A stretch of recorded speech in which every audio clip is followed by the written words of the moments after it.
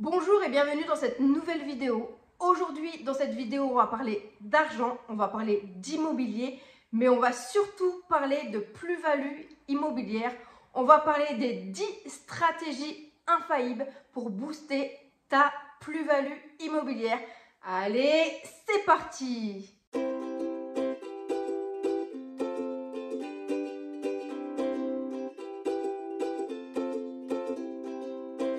La première stratégie, ça va être d'acheter un bien avec des travaux.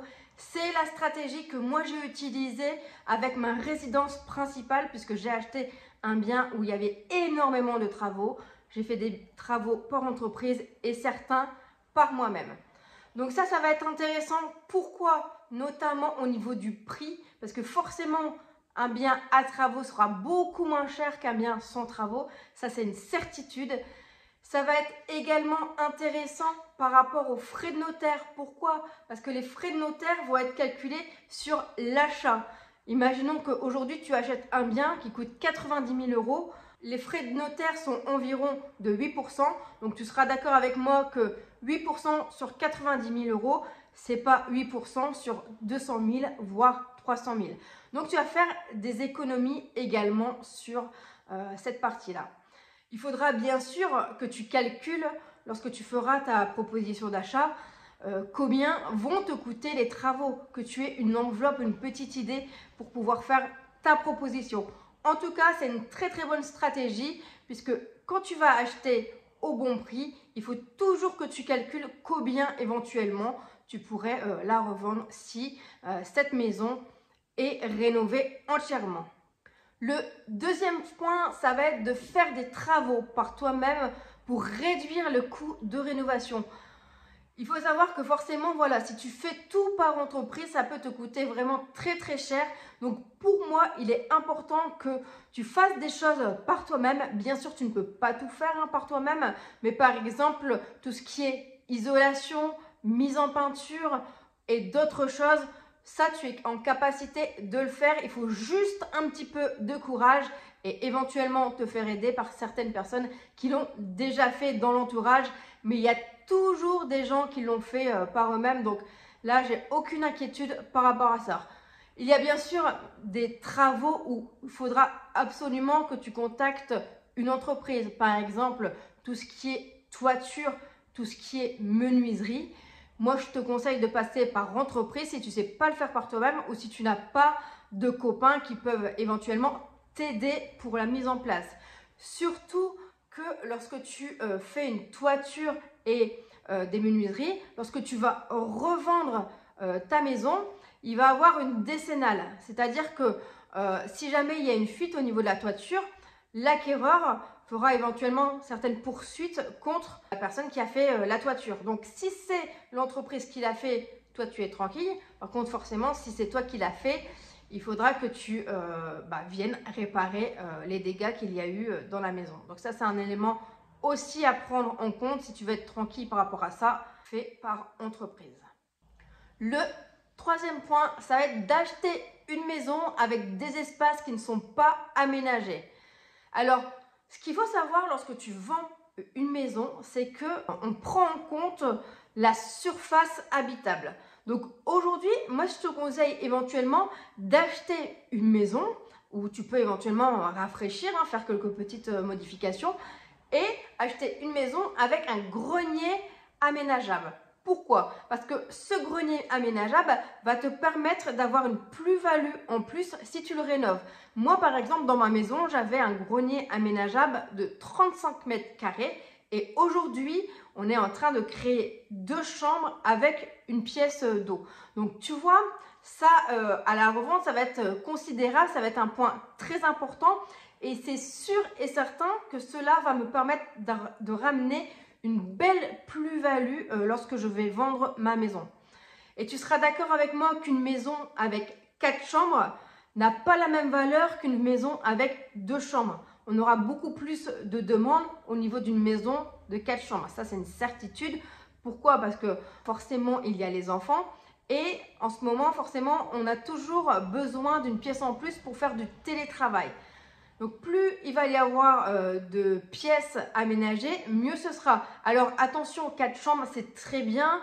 Vous n'êtes pas obligé de faire 5, 6, 7 chambres, ça n'a aucun intérêt et ça va être plus compliqué pour la vente. Donc si tu veux créer des chambres, fais-en 4.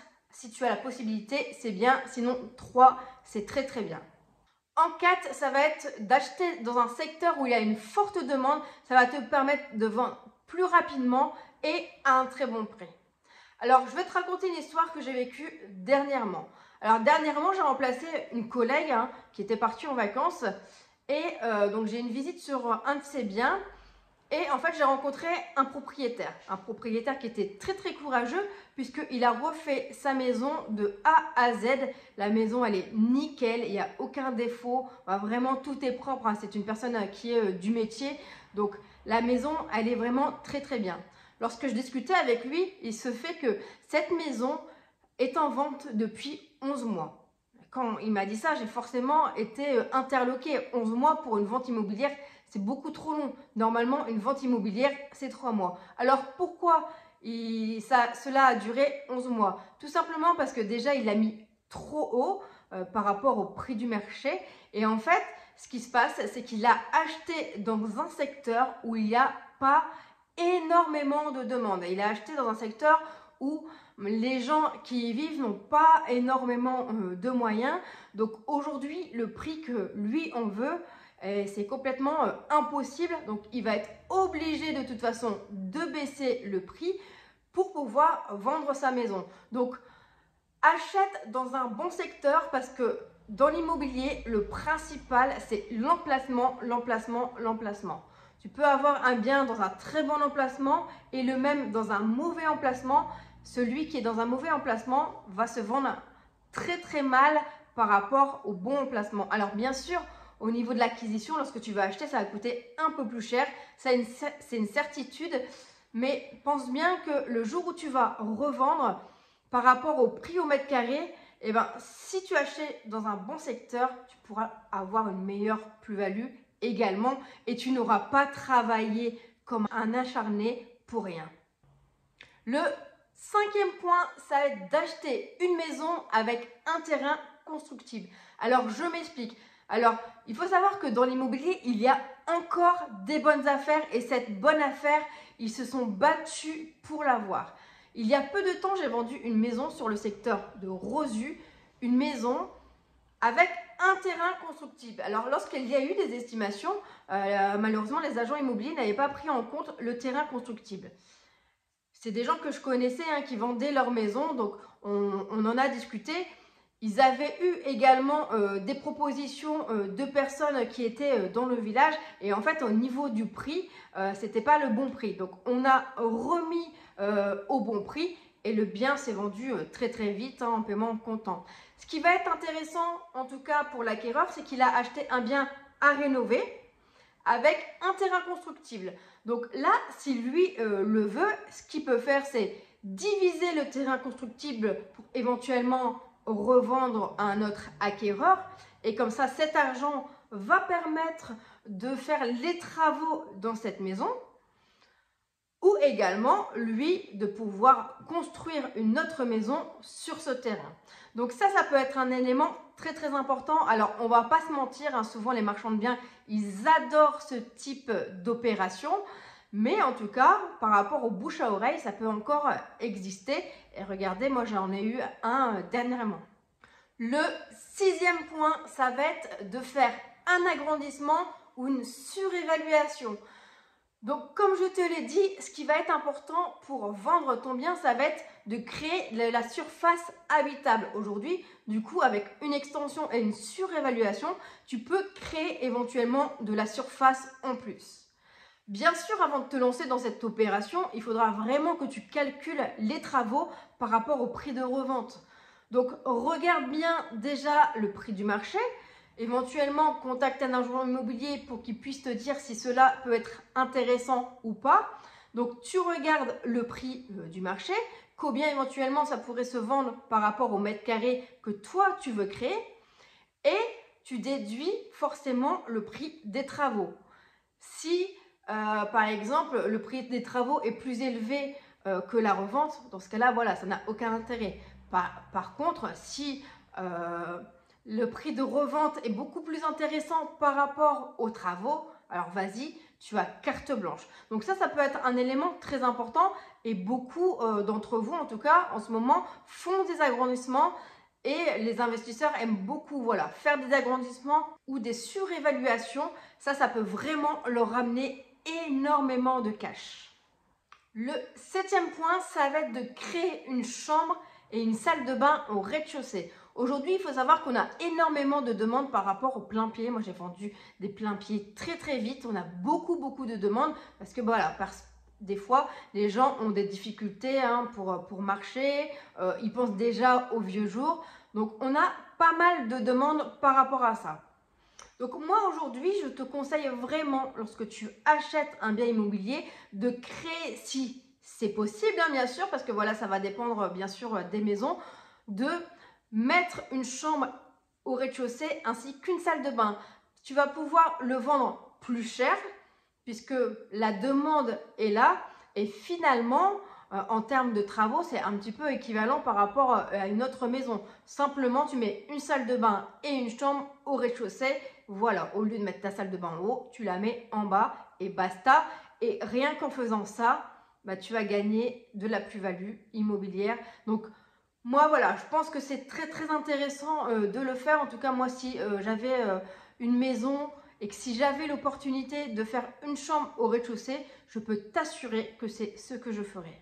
Le 8e point, ça va être de revendre ta résidence principale pour éviter de payer l'impôt sur la plus-value. Et oui, lorsque tu revends un bien, il faut savoir qu'il y a de la plus-value et il y a de l'impôt sur la plus-value. Donc, pour certains biens, on doit payer un impôt, mais pour une résidence principale, c'est exonéré de plus-value. Tout ça, c'est dans ta poche et pas dans la poche de l'État.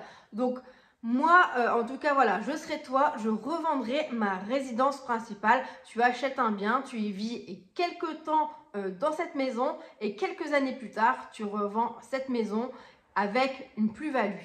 Le 9e point, ça va être d'obtenir des aides pour ta rénovation énergétique. Alors, tu vois, acheter dans l'ancien, ça peut être très intéressant pour ce point. Il faut savoir qu'en ce moment, l'État aide beaucoup les gens à rénover leurs biens et à éviter qu'il y ait une consommation exagérée au niveau de leurs biens. Pour cela, il y a plusieurs aides qui sont en place, comme par exemple la prime rénov'. On a également aussi des aides par rapport à l'ANA. Donc moi, je t'invite vraiment à t'intéresser à ça. Pourquoi? Parce que aujourd'hui, ce qui va être intéressant, c'est que toi, tu aies des aides pour faire ta rénovation. Donc, c'est des aides. Parfois, il y a certains critères. Tu dois, par exemple, vivre dans le bien pendant 5 ans. Et après, forcément, il y a des critères de revenus, etc. Mais je t'invite vraiment à t'informer par rapport à ça. Et ce qui va être intéressant, c'est que le jour où tu veux revendre, si par exemple, tu revends à plus de 5 ans pour certaines aides, eh ben, ce que l'État a mis pour t'aider à faire en termes de rénovation, et ben, en termes de revente, cet argent va être directement dans ta poche puisque c'est une aide de l'État et tu n'as pas besoin de la rembourser. Alors, certaines fois, par exemple, comme les aides de la Porte du Hainaut lorsque tu achètes un bien, si tu revends avant 5 ans, tu dois rembourser au prorata, par exemple, l'aide. Mais ça, voilà, ça dépend bien sûr. Donc ça, c'est un élément important puisque moi, je me souviens, j'avais fait une simulation lorsque j'avais acheté ma maison. Je pouvais avoir à peu près 30 000 € d'aide. Malheureusement, après, j'ai dépassé un plafond, donc j'ai pas pu avoir toutes ces aides. Mais en tout cas, imagine que si j'avais eu 30 000 € d'aide, le jour où je revends, ça veut dire que j'aurais eu 30 000 € dans ma poche. C'est quand même extraordinaire. Enfin, je sais pas ce que tu en penses, mais c'est dingue, quoi. Donc, surtout, voilà, essaie de prendre également ça en compte. Ça peut être vraiment intéressant pour toi. Le 10e point, et ça sera le dernier, ça va être d'acheter un bien avec un jardin. Et oui, une maison avec un jardin va se vendre beaucoup plus facilement qu'une maison sans jardin. Il faut savoir qu'après le Covid, beaucoup d'acquéreurs ont demandé des maisons avec jardin. Et aujourd'hui, moi, ce que je remarque, en tout cas dans ma profession, c'est qu'une maison sans jardin a beaucoup de mal à se vendre et forcément, on est obligé de baisser le prix. Parce qu'aujourd'hui, voilà, les gens, ils ont envie vraiment d'avoir un extérieur, de pouvoir profiter de l'extérieur. Et c'est vraiment un conseil. Alors, tu vas me dire, oui, ça ne va pas me ramener de la plus-value. Bah si, en fait, parce qu'en fait, tu vas pouvoir le vendre plus facilement. Donc ça, pour moi, c'est un élément important. Moi, je sais qu'aujourd'hui, si demain, je devais acheter une maison, j'achèterais uniquement avec un jardin. Et pas forcément avec une cour, avec un jardin. Même s'il n'est pas très grand, il n'y a pas besoin d'avoir 1000 mètres carrés. Mais en tout cas, voilà, avoir un jardin, même si c'est 100 mètres carrés, ça va être intéressant. Et surtout, tu vas pouvoir le revendre beaucoup plus facilement par la suite. Donc ça, moi, je te conseille vraiment d'acheter avec un jardin. J'espère que cette vidéo, en tout cas, elle t'a plu, elle a pu t'éclairer par rapport à tout ce qui était plus-value. Si tu l'as aimé, n'hésite pas à la liker, à la partager un grand nombre de fois. Si tu es intéressé par l'immobilier, j'ai créé une formation gratuite sur tout ce qui est sélection du locataire, impayé de loyer, pour t'aider à bien sélectionner le locataire. Si tu le souhaites, je te mets le lien au-dessus et en dessous. Et moi, je te dis à bientôt pour une nouvelle vidéo. Ciao!